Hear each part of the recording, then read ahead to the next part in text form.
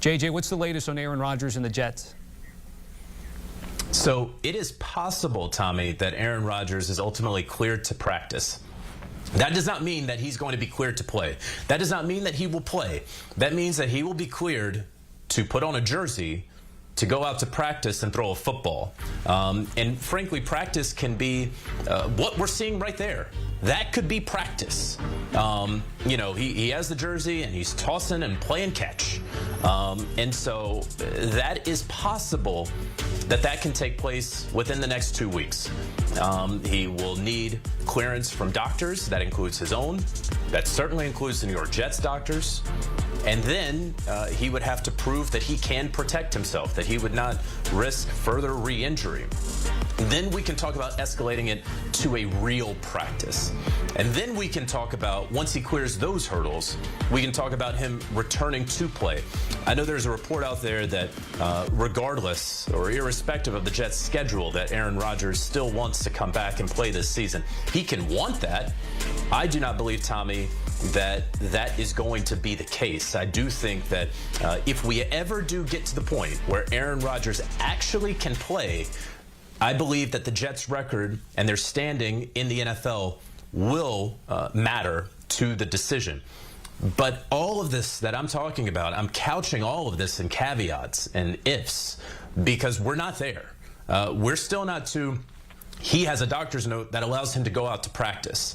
And so while that could potentially take place, a number of massive hurdles still remain. And up until that point, it's going to be Tim Boyle for the New York Jets against the Atlanta Falcons this upcoming week. Trevor Siemian will be the backup. Zach Wilson will continue to be the emergency third-string quarterback. It's possible, if Tim Boyle doesn't perform, that we could see Trevor Siemian eventually. But that's the group that the Jets are rolling with for the rest of the season. Yeah, speaking of caveats, that big carrot of Aaron Rodgers dangling was contingent on the Jets still being in contention for a playoff spot, and they have struggled lately with those backup quarterbacks that you talked about. Aaron Rodgers in the first game of the season, which should have been a season-ending injury, though, Marty, is now what I feel like is the fastest Achilles recovery in human history.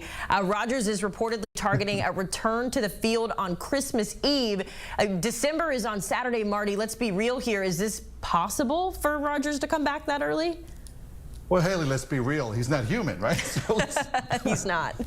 You know what I love about Aaron? You know, to us mere mortals, he's simply a giver, right? He is giving himself a birthday present, right? Just before his birthday next weekend. Maybe I'll practice at 3 months, 12 weeks after surgery. Unprecedented. He gives us a little nugget information, right? Media goes into a frenzy, a nice little gift there. And now he's saying, Week 16, Christmas Eve, giving us Jet fans another present that he'll come back. That would be 4 months, right? 16 weeks, unprecedented. What does that in theory mean? That would slash typical Achilles protocols by half. On average, it's about 8 to 12 months. He's doing it in 4. Now he's pushing biology as far as it'll go, and I promise you, and I hope that biology doesn't bite back. Now, the speed bridge procedure intended to accelerate rehab, but that's not the only thing he's done, right? He's done a number of things, including something called blood flow restriction, where they put a tourniquet on his calf muscle, decrease blood, decrease oxygen to make that calf train harder, work more efficiently, and increase strength faster. Now, I'm going to tell you, Aaron, if you're listening, if you do come back on Christmas Eve, that is my son's birthday, and he will be set, and I won't have to buy him a gift.